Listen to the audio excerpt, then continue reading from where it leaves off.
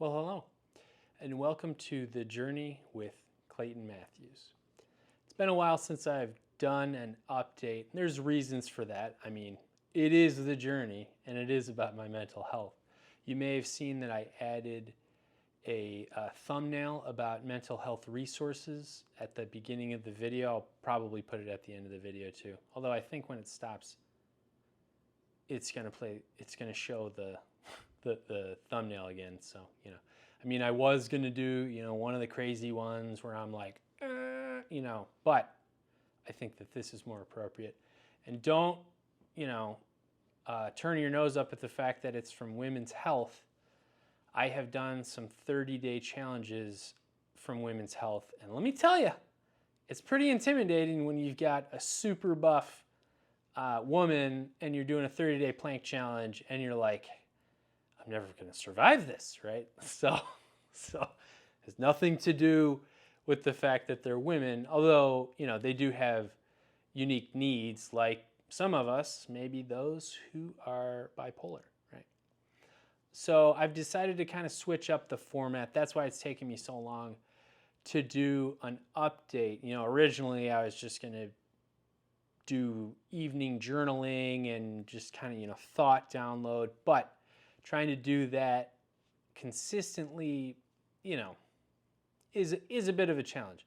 And I've said it before, trying to develop a discipline when you've never done something before is incredibly challenging.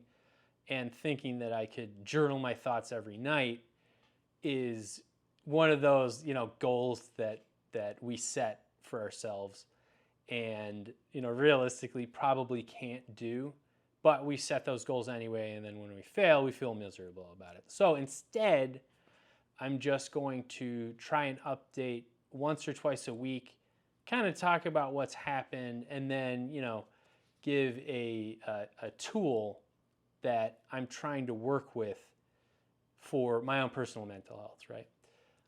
But there's been a lot of things going on in my life, and especially with my mental health. I got myself dialed into a pretty good place with my meds last year, and I think it was the year before when I actually started that. Yeah, it was 22 when I started.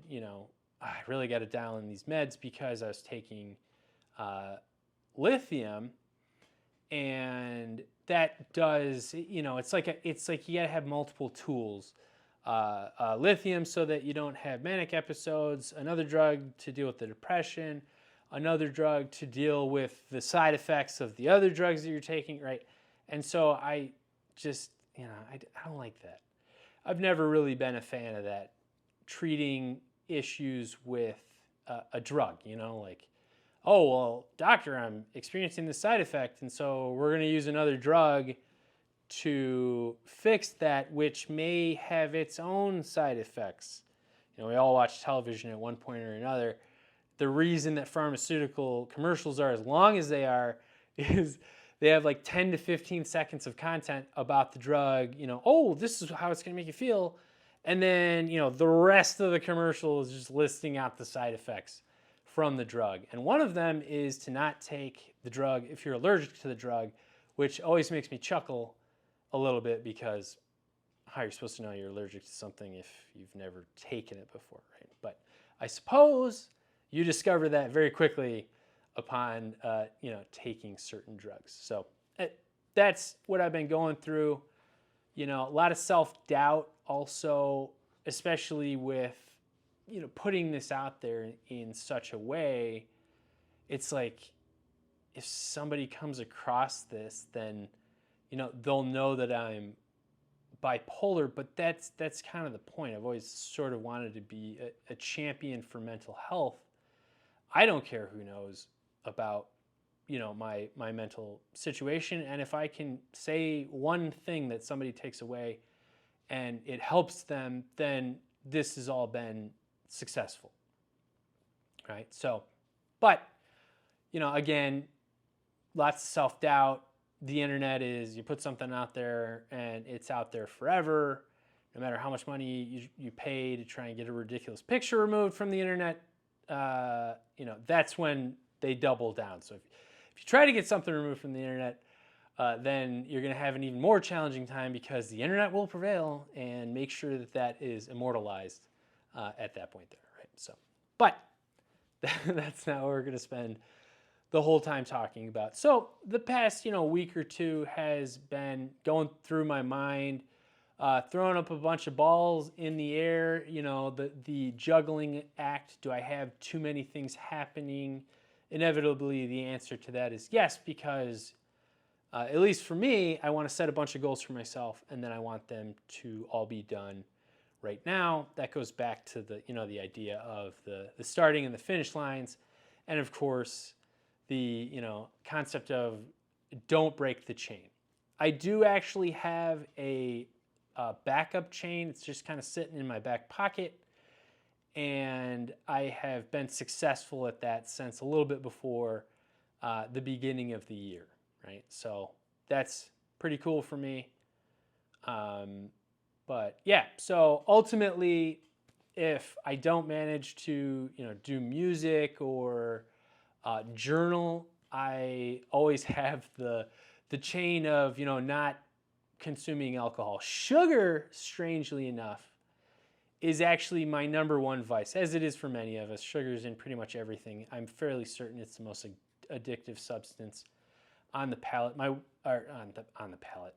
On the planet. There we go. What I was going to say is my wife's palate is so sensitive that she can detect sugar in places that I'm like, there's sugar in this? Like we're eating barbecue that's come right off the fire. There's char all over it. You're eating it and you're like, oh man, this is delicious. And she's like, there's sugar in this. So very, very refined palate. It's unfortunate that she's not a chef. She could probably make some pretty amazing dishes with training. Not to say that her cooking isn't unique and interesting at times, but she does have a couple of dishes that she makes that are among my favorites, right?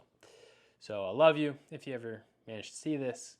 I do have a couple of dishes that are like number 1 and 2 that happen to be ones that you make, right? So as far as tools that I've been, thinking about, I was going to talk about doing resets. I'd actually recorded a couple of videos that I didn't post because of the whole, imposter syndrome and all that stuff. But it was going to be about, resets. And again, I talked in the first video at the beginning of the year about how January 1st is kind of the big reset for everybody. But you can always reset at any moment, right? So I'll talk about that in a later session. What I wanted to mention is, it's funny how things happen to me sometimes. I'll be thinking of a certain thing, and I'll get a Facebook ad about. No, I'm just kidding, right? We all know that the phones are listening to us. But I'll be thinking about a certain thing, and the whole self-doubt, the imposter syndrome. So I'm sitting there today. I'm doing the Daily Calm, which is a tool that I'm trying to implement. Sitting and trying to clear your mind for 10 minutes is another challenging practice if you actually sit and attempt to do it sometime. But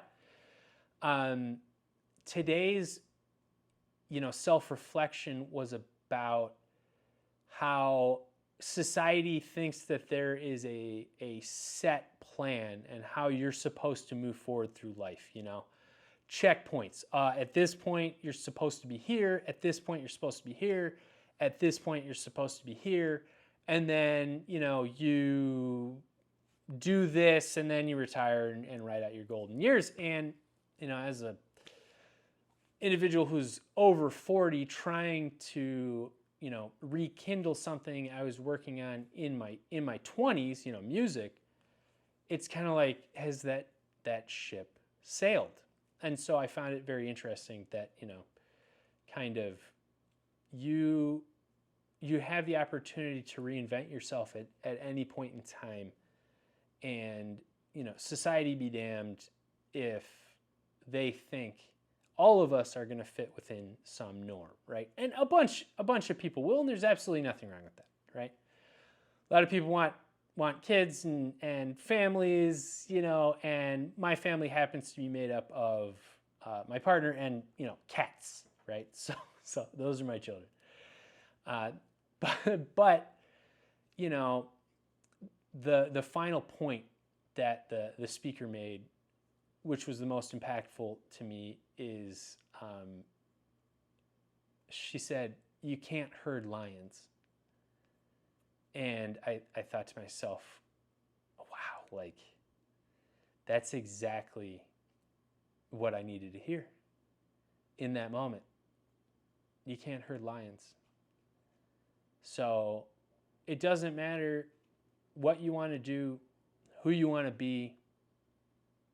You can craft that individual at any point, even if you've fallen as far as you think that you can, right? Put the tools in place for yourself in order to, get a handle on whatever is going on with you mentally. Everybody has their own journey. We all live in our own universe. It is going to be unique to you, right? And don't let anybody tell you, oh, you're this way because of this. Here's the toolkit that you're supposed to use because of whatever scenario you find yourself in, right? If you have other tools that work for you, use them. When I was a mechanic, the joke was my favorite tool was the hammer. I could make things happen with a hammer that may require a screwdriver, but if there's a part that's not coming off, I'm going to go to that one tool and I'm going to use it, and that that bolt's going to come out one way or another. Right? So at the risk of continuing to ramble, I will leave you with this. You cannot herd lions.